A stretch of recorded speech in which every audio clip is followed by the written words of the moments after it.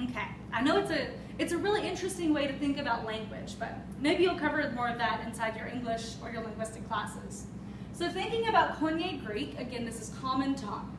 And the common tongue, if you really read into the New Testament and how it's written, you can see that this by no means means that the text that we read was not elevated literature. Luke, for example, a book that we will later go into, was written in beautiful, beautiful language. It had a wonderful stylistic approach of how to write. So this doesn't mean that it's people who are necessarily uneducated. It doesn't mean these people are not smart.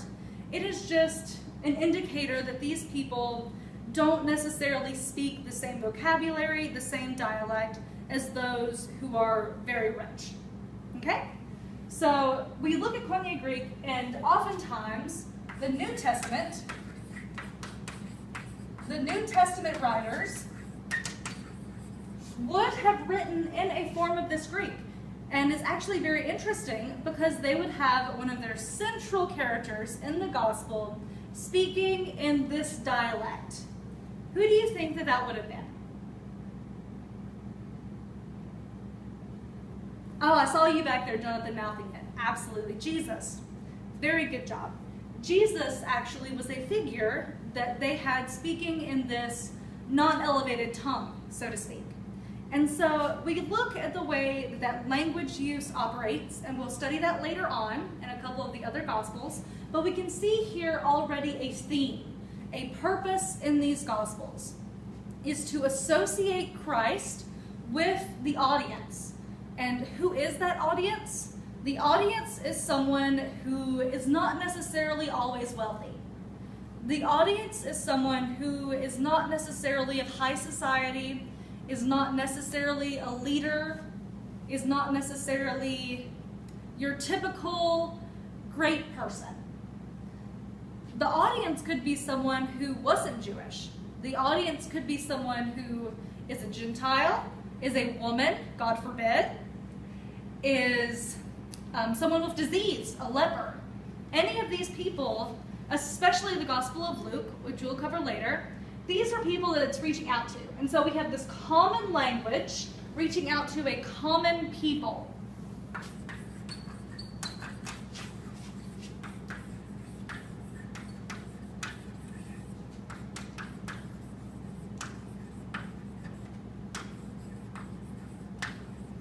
So if you see that connection, you can see that these Gospels were written with the intention and with the audience to try to convey this message that isn't necessarily reserved for those who are wealthy. It's not necessarily reserved for those who are socially powerful or politically powerful even.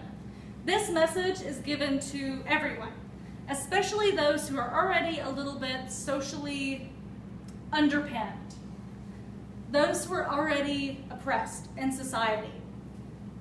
And we see that the authors of these texts are not necessarily wealthy themselves. So it's sort of fitting that these authors who come from a relatively common background, they could be fishermen, they could be traveling missionaries, they could be people who built tents, these sorts of types of people that are typically considered to be the types of people that may have written these Gospels.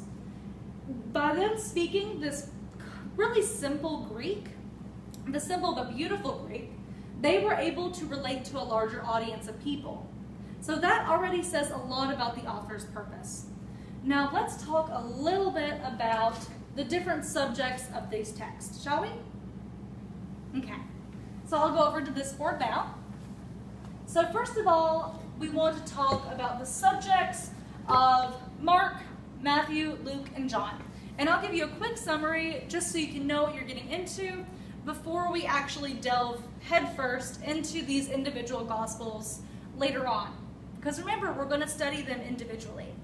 So Mark's main goal was to show that Jesus was coming soon, that the apocalypse, the end of the world, was coming. Now that sounds like a very scary thing to think about, isn't it? Some of us may not be very happy to hear about that. But Mark had a reason for saying that this parousia, or second coming,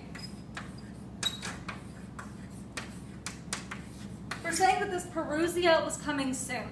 Because according to Mark, this parousia would be an opportunity to help people who actually believed in Christ, believers. It would give them an opportunity to be rewarded eternally for their struggles. Now, what kind of struggles may these people have faced? Well, we go back to the incidents that I was just telling you about. We'll talk about this specifically in Mark. If you look on your class PowerPoint that I have posted, which sort of summarizes this information, and it gives you a bit of a more in-depth, detailed look of what you can prepare for the next lesson, along with your homework, you will see that Nero's persecution, it killed thousands of individuals. So you have persecution here, that is one of the main themes of Mark.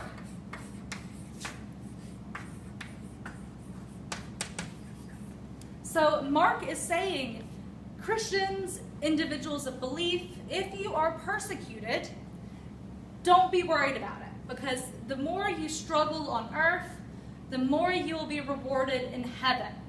And so Mark presents this viewpoint of Christ as being a struggling servant. So his version of Christ is a person who has had to struggle, a person who has been outcast, a person who has been persecuted. And so by showing Christ in this light as someone who has faced social difficulty, Mark is telling people who face this persecution from Emperor Nero and from other government forces that, you are not the first ones to be persecuted. Look at Christ himself. Christ himself suffered so much that you as a follower of Christ will be rewarded for your suffering. So we have Christ as a suffering servant.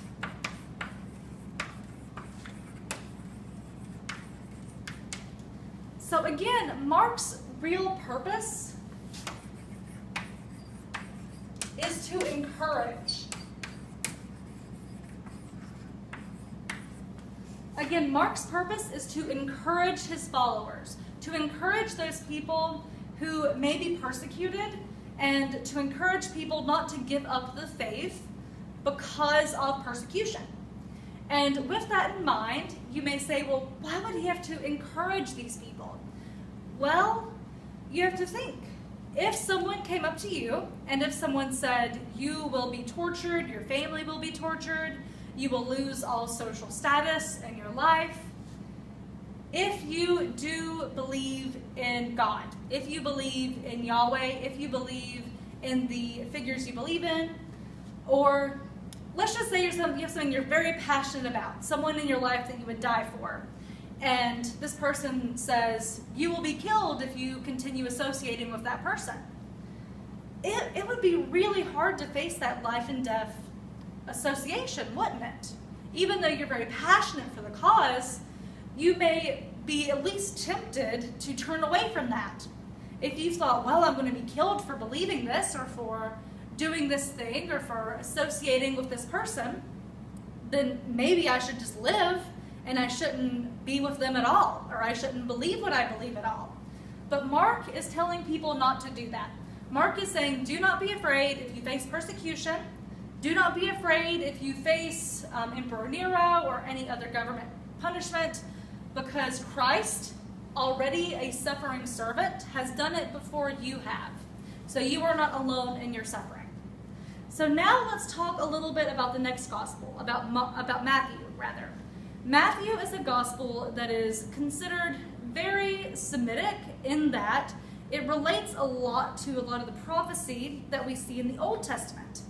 I know this is New Testament, so a lot of you students may not be entirely familiar with some of the scriptures of the Hebrew Bible.